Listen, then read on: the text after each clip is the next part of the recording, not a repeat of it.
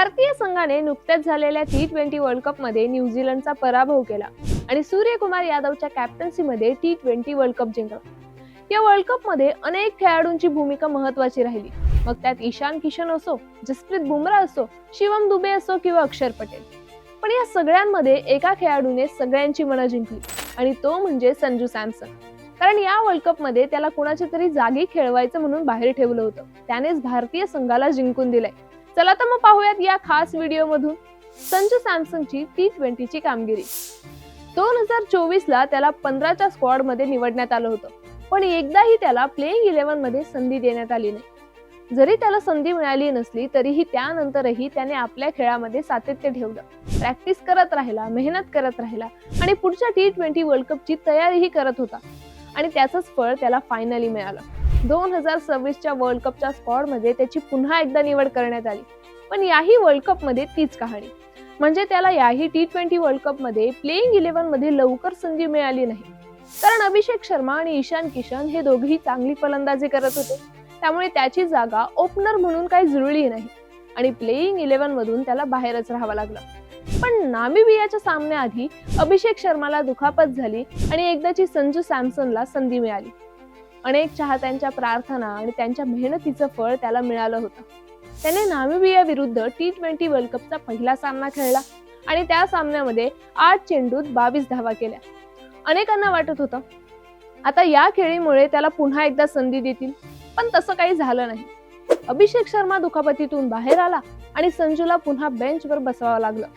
पण अभिषेक शर्माने गेल्या काही सामन्यामध्ये जी फ्लॉपची कामगिरी केली होती ती त्याने सुरूच ठेवली, पण तरीही त्याला पुन्हा एकदा संधी देण्यात आली। संजूला नामिबिया नंतर पाकिस्तान, नेदरलँड आणि साऊथ आफ्रिका या सामन्यामध्ये बाहेर राहावं लागलं।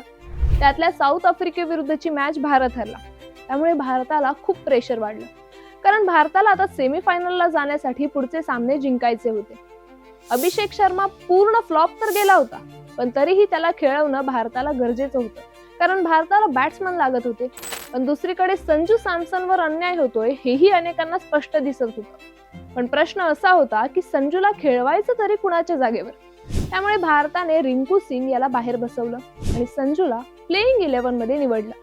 आता त्याला काहीही करून मोठा स्कोर उभा करायचा होता, कारण त्याला पुढच्या सामन्यामध्ये संधी मिळेल का नाही हे याच सामन्यामध्ये कळणार होतं। पण संजूला म्हणावी तशी कामगिरी त्या सामन्यात करता आली नाही।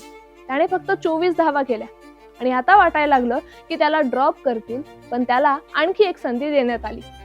पुढचा सामना भारतासाठी इतका महत्त्वाचा होता की जर भारत हा सामना हरला असता तर T20 वर्ल्ड कप मधून बाहेर जावं लागलं असतं। त्या सामन्यामध्ये वेस्ट इंडिजने चांगले रन्स केले होते आणि भारत पहिल्यांदाच इतक्या धावा चेस करणार होता, त्यामुळे या धावा जर झाल्या नसत्या तर स्पर्धेतून बाहेर जाण्याचं प्रेशरही भारतावर होतं।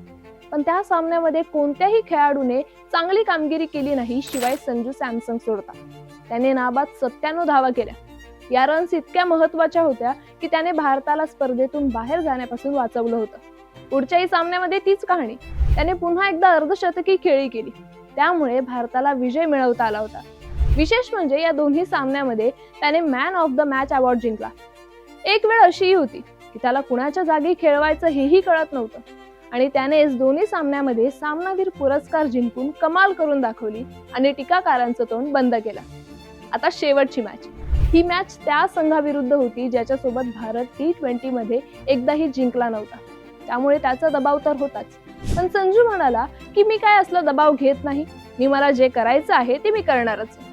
मग काय, संजूने फायनलला 90 रन्स केले आणि या रन्सच्या मदतीने भारताने चांगला स्कोर उभा केला आणि न्यूझीलंडचा वन साइड पराभव केला। भारताने सलग 2 T20 वर्ल्ड कप जिंकण्याचा मानही मिळवला आणि महत्त्वाचं म्हणजे ज्याची जागा संघात बनत नव्हती त्याच संजू सॅमसनने प्लेअर ऑफ द टुर्नामेंटचा अवॉर्ड जिंकला।